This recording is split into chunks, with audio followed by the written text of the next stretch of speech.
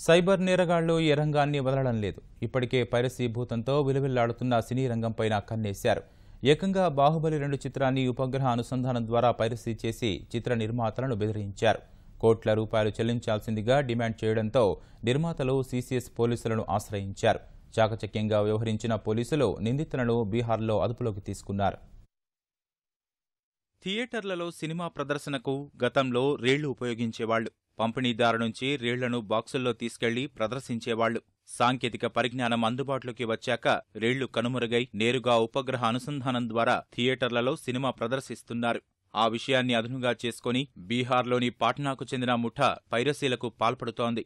ఏకంగా ఉపగ్రహ అనుసంధానం చిత్రాన్ని పైరసీ చేసి కోట్ల రూపాయలు సంపాదించడమే లక్ష్యంగా పెట్టుకుంది. చివరకు నిందితులు పోలీసులకు అడ్డంగా దొరికారు. బాహుబలి 2 సినిమాను పైరసీ చేసిన ముఠా సభ్యులు గత నెల 27న ఢిల్లీ నుంచి చిత్ర నిర్మాతలకు ఫోన్ చేశారు.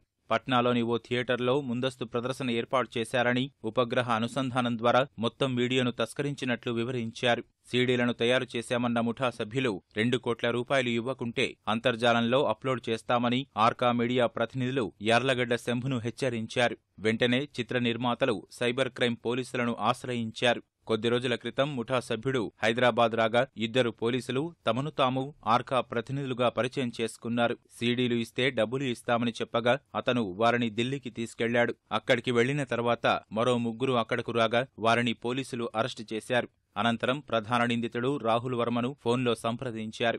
డబ్బులు తీసుకువచ్చామని చెప్పగా పట్నాలో ఉన్నామని వెల్లడించారు. ప్రణాళిక ప్రకారం వ్యవహరించిన పోలీసులు పట్నాలో ప్రధాన నిందితుడు రాహుల్ వర్మను అదుపులోకి తీసుకున్నారు. వారందరినీ హైదరాబాద్కు తీసుకొచ్చిన పోలీసులు నేడు న్యాయస్థానంలో ప్రవేశపెట్టనున్నారు. ఆంగ్ల, తెలుగు, హిందీ, మరాఠీ, తమిళ చిత్రాలను పైరసీ చేయడమే రాహుల్ వర్మ ఆదాయ వనరు. ఢిల్లీ పరిసర ప్రాంతాల్లో థియేటర్లను ఎంచుకుని ఉపగ్రహ అనుసంధానం ద్వారా పైరసీ చేసి అంతర్జాలంలో అప్లోడ్ చేసి డబ్బులు సంపాదిస్తున్నట్లు పోలీసులు గుర్తించారు. 2 ఏళ్ల క్రితం బాహుబలి తొలి భాగాన్ని సైతం రాహుల్ వర్మ పైరసీ చేసినట్లు పోలీసుల దర్యాప్తులో తేలింది.